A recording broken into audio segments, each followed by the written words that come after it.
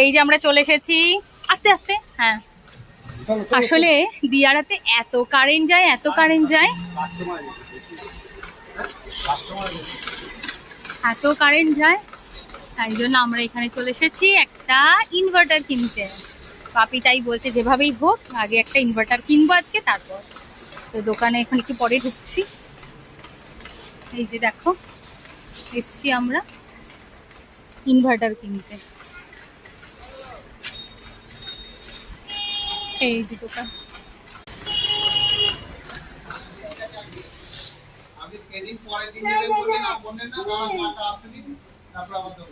আবার আবার পড়ে যাবে। দেখছো দেখছো কত শুনছে না। হাই, এত বড় ছেলে কাঁদে না, কোনো নিচে না। যে দোকানে এসেছি একটা ইনভার্টার নেব।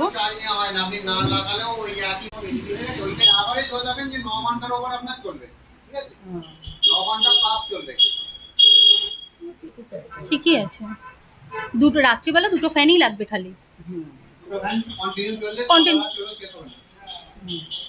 তো সেটা 1000 ভোল্টেরই ভালো হবে সেগুলো। 200 অ্যাম্পিয়ার ব্যাটারি। হ্যাঁ 200 আচ্ছা অ্যাম্পিয়ারের ব্যাটারি, তার সঙ্গে 1050 দিয়ে মেশিনটা দেয়া থাকবে। ও 1050, আচ্ছা। ওইটা মেশিনটা দেয়া থাকবে। আর এটাতে সারাদিনে মোটামুটি সন্ধ্যাবেলা থেকে ধরুন দুটো লাইট বা দুটো ফ্যান এরকম সন্ধ্যের থেকে যেগুলো আছে সেগুলো জ্বালাবেন, কোনো অসুবিধা নেই। লোড শেডিং হয়ে গেলে আননেসেসারি যেগুলো দরকার নেই সেগুলো অফ। অবশ্যই। আর একটা কথা, লো ভোল্টেজে কি হয়? লো ভোল্টেজ হলে ও অটোমেটিক হয়ে যাবে, ঠিক আছে? মানে চলবে নরমাল ব্যাকআপে যদি ওর একটা নির্দিষ্ট লেভেল আছে, ওর থেকে থাকবে। লো ভোল্টেজ আপনার যখন ওতে একটা লেভেল করা আছে, ওর নিচেতে নামলে ও অটোমেটিক ব্যাকআপ চলে যাবে।